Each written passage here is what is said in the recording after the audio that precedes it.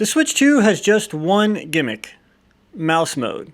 And Nintendo would have us believe that this is a viable method of control for the little console that could. But is mouse mode even really an option on the Switch 2? Well, the answer is actually kind of surprising.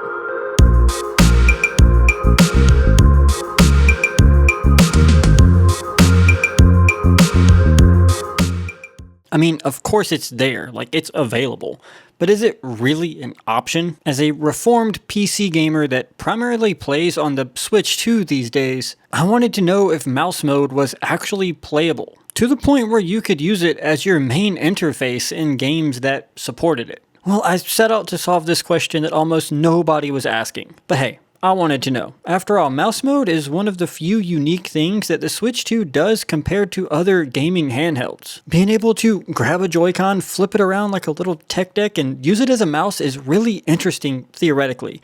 And actually, the results are kind of surprising. As many PC players have known forever, for some games, a mouse is just the better way to play. It's quicker and more accurate and allows for a higher skill ceiling, well, in some cases. So with that being said, I really wanted to give mouse mode a go. And not just for games that you would expect it to be good at, like first-person shooter games. Of course, they should be good, but also for other games, like third-person action-adventure games, for cozy life sim games. Is mouse mode viable for those? To test mouse mode, I decided to hop into a whole plethora of games and see how well it's really utilized. And it turns out there is a whole range of implementations. Some are downright broken, and some are actually quite good, and ended up becoming my preferred way to play. Now, I wanted to give mouse mode an actual fighting chance. And while Nintendo does advertise it as being totally usable right out of the box, with just their little mouse feet attachment doohickeys, I wanted to know that I was giving the Joy-Cons the best chance possible to impress me in mouse mode. So I went with 3 separate options.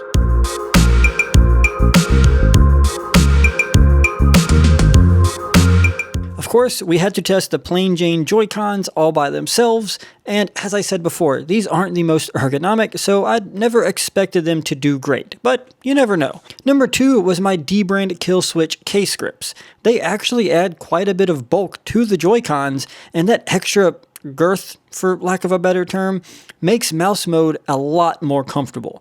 I have really high hopes for this option because it's kind of an ultimate middle ground as something you can just leave on your console forever and still enjoy the Switch 2 as God intended, and use mouse mode if you actually want to. But for option 3, I wanted to go all out, so I stuck the Joy-Con in this little mouse doohickey right here. This is a mouse shell adapter you can find all over Amazon or at various retailers, and it basically turns your Joy-Con into a mostly traditional mouse. It is a bit longer than a typical mouse and pretty narrow, but it has a right and a left click just like you would expect out of any mouse, and is probably the closest I've seen a mouse shell come for the Switch 2 to actually being a standard mouse. Most of them are kind of odd shaped. If you want to see me go over all the different mouse shell attachments in a video, I'll pick a bunch up and we'll dig through that at a later date. Now, one huge downside of this is that anytime you want to use it, you have to take your Joy-Con out of whatever case or grip you have and put it into this. So it does take a little bit of forethought and setup before you can actually use it. So just keep that in mind. First up, of course, I had to try Apex Legends.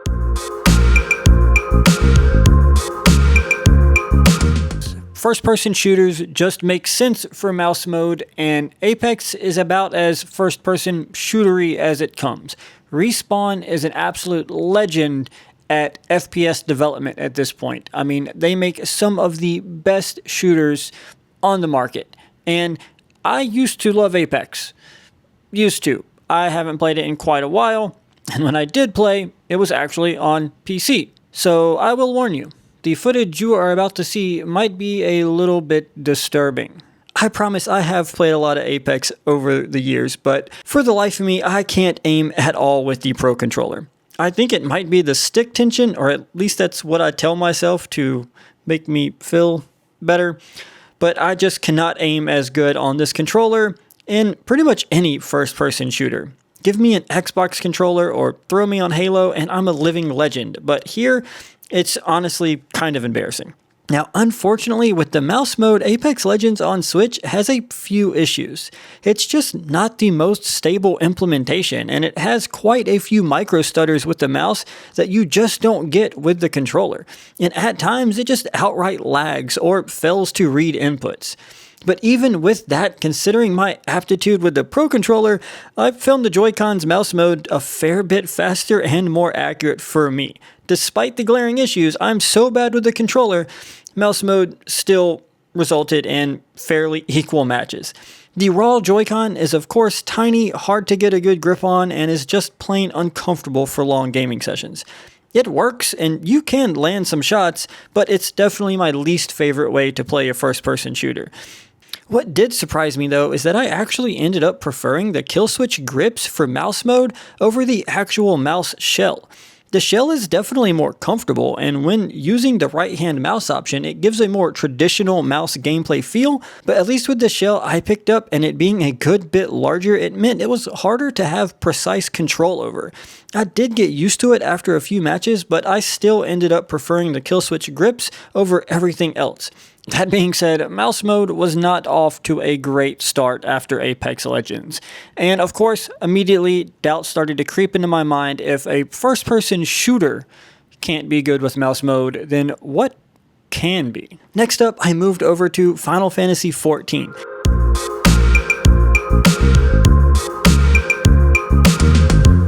This uses mouse mode in a totally different way, and is much more traditional. Too traditional.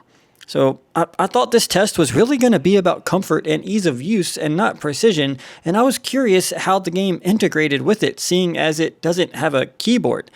And, well, it just didn't. I mean, the mouse mode works, but it seems they didn't actually do any extra development to specifically take advantage of the Switch 2's mouse mode, and instead they just treat the Joy-Con like you're playing on a regular mouse. This just fundamentally did not work. By giving up the right Joy-Con, as the game now just recognizes it as a standard mouse, you lose all access to properly control the cross hotbar or initiate certain abilities. I mean, I had to remap mouse 3, which is mapped to the X button, just to be able to jump. Now, I actually almost just took Final Fantasy XIV out of the video entirely because it just didn't really work. But then I thought maybe it's good to keep it in. Maybe it's good to shine a light on these implementations that just don't work how they should. Sure, you could bring over the keyboard and mouse, but the Switch is supposed to be a pick up and play console. And mouse mode, while you obviously can't enjoy it everywhere, it still should be something where you can just remove the Joy-Con from the Switch, put it on a mouse pad, on your pants, on your table, whatever, and enjoy. You shouldn't need an extra peripheral like a keyboard to enjoy mouse mode. If the developer is going to bother implementing it at all, it should be usable using just the Switch. Now, of course, you could hook up a keyboard and just play it the traditional way, but that really defeats the purpose of having mouse mode on the go. The Switch 2 is something that you take with you. It's something that you can just sit down, pick up, and hop into. Mouse mode on the Switch 2 is so enticing because I can simply take the Joy-Con off and use it as a mouse. So I don't really want to bother hooking up a keyboard and going through that whole song and dance. I looked all over the settings and really did try to remap buttons and make Final Fantasy XIV work with the hybrid Joy-Con setup. The hybrid setup is just not possible. And it is a pretty big bummer because even in this limited capacity, the hybrid setup with a mouse in one hand and Joy-Con in the other, I could see how it would allow for a really cool and interesting way to play. And for a while, I actually settled on using the mouse for interaction and navigation, and then flipping it up into gamepad mode when entering combat to have access to my hotbar, but that's just kind of silly and not really viable for most players, so the standard controller is still the obvious way to go. So heading into the third game, I was really starting to have my doubts about mouse mode. Was not going to add anything of value to any of my gaming experiences, and this whole trial was going to be a total wash. Enter Red Dead Redemption. Coming into this, I kind of viewed it as the best of both worlds test. being able to play comfortably but also have precision when needed, and man did it deliver. First off, what a game. The original Red Dead Redemption is still such a great game, and the update for the Switch 2 looks incredible and runs great as well. And here's where mouse mode really started to shine. It acts exactly as I hoped it would act in Final Fantasy XIV, which is to say that the controls work exactly how they normally would, except for now you use the mouse to control your camera and aiming. You press ZR to aim in and R to shoot, which means that the standard Joy-Con and even the kill switch grip are a little bit awkward. But with the mouse shell adapter, this quickly became my favorite way to play. I know Red Dead is a lock-on style game when on controller, so this might not make the game any easier or you perform any better, but man, nailing a headshot from horseback while in a chase feels so good with the mouse. And it suffers from none of the strange hitching or mouse issues that Apex Legends had. It was just a smooth experience the entire time, and I truly felt like I had found the best way to play by every metric. It was the best of both worlds, a mouse and a gamepad. And this started making me a believer in good old mouse mode. I was seeing the Nintendo vision here.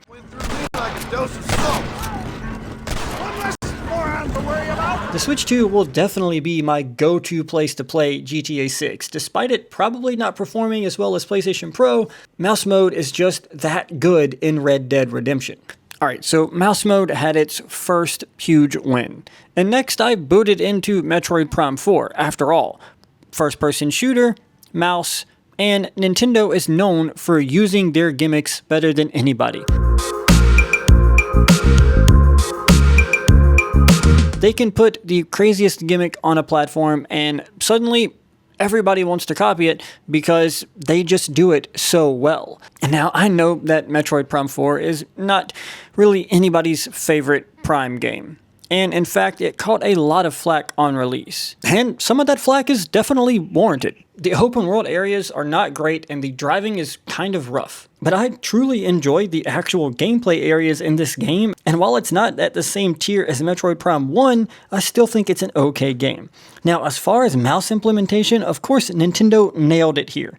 Just like Red Dead, it does a perfect hybrid control scheme, and in this case, it's almost surreal to be playing a first-party Nintendo IP natively on a Nintendo console with mouse controls. Everything feels natural and smooth, and I just kind of settled right in and started enjoying the game a lot this way. It does have a slight bit of input latency, but switching over to 120Hz mode almost completely eliminated this for me. Now, I'm not going to dwell too much on this one because it is the second first-person shooter, but it's nice to know that mouse mode does work really great for a first-person shooter on the Switch 2.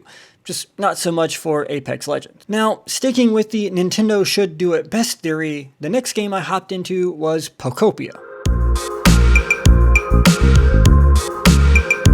And while that's not developed directly by Nintendo, it is a Nintendo exclusive title using a first-party Nintendo IP, so I thought mouse mode should be great.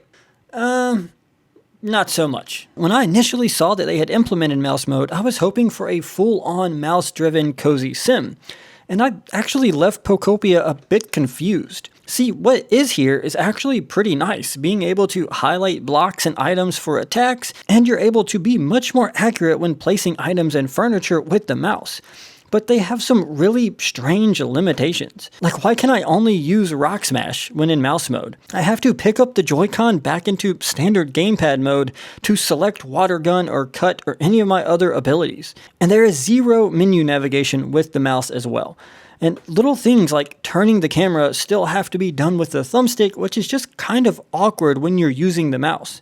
So overall, Poktopia is probably best played with a controller, another busted mouse mode. And at this point, mouse mode is really starting to seem like a very temperamental implementation. So at this point, I was just kind of perplexed, and that seemed to be the main theme here with mouse mode. It's one of those things that you might call a mixed bag. In fact, I think that term is spot on, because you really never know what you're going to get. The implementation here seems so hit or miss that it really is just a case-by-case basis. I mean, some of these games range from downright broken and literally unplayable without added gear to some of the funnest Switch 2 experiences I've had with the console.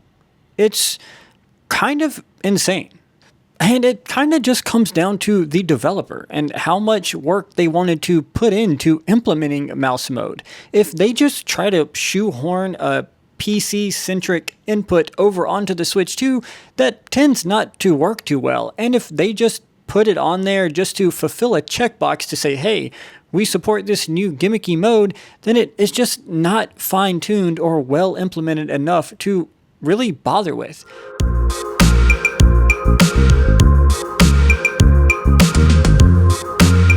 When developers do choose to implement it properly and really take the time to make sure that the hybrid controls are doing what they're supposed to do, mouse mode can truly be phenomenal. I also tried out games like Hogwarts Legacy and Fortnite, and in both cases, mouse mode worked great and was truly enjoyable. Hogwarts Legacy was a little laggy and had a few weird issues, mostly because it is a 30 FPS game, and I found that when you add a mouse, lower frame rates just don't feel quite as good. Things you can easily overlook with a controller become a slightly harder thing to overlook when you're using a mouse. Now, still, after a few minutes, I just learned to deal with it and still had a really good time with it. And of course, Fortnite has high frame rates anyway, so it was a non-issue over there.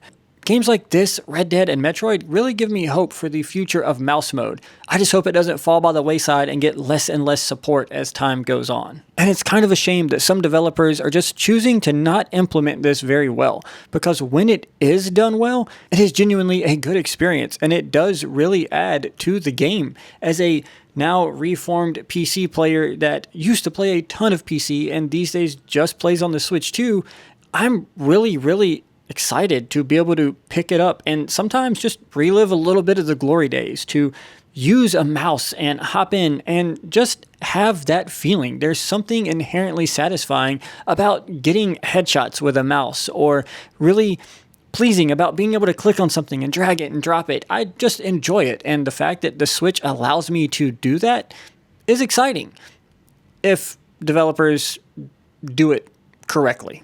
Now, as far as using mouse mode and which method was the best, I'd actually say using the kill switch grip case was probably the best overall experience. Yes, in certain games like Red Dead, this mouse shell adapter really did come into handy, and I am really happy I got it. But if you're interested in mouse mode, if you're mouse curious, I would say just start out with the regular Joy-Con and see how it feels. Or if you already have a grip case or just need one extra reason to push you over the edge to getting one, something like the kill switch or any other grip case is going to make mouse mode just that much better. Now, if you do come across a game like I did with Red Dead that just compels you to buy a shell, this one's not a horrible option, and there are plenty of other options on the market. And again, if you guys want to see me cover a bunch of different mouse shell adapters just to see which is the best one, I'm happy to do that in a future video. Anyway, this was kind of a pointless test, but I thought it was fun. I thought it was interesting to test out the one true gimmick that the Switch 2 has and just see where it's at a year in. And you guys saw the results. Anyways, thanks for watching, and I'll catch you on the next one.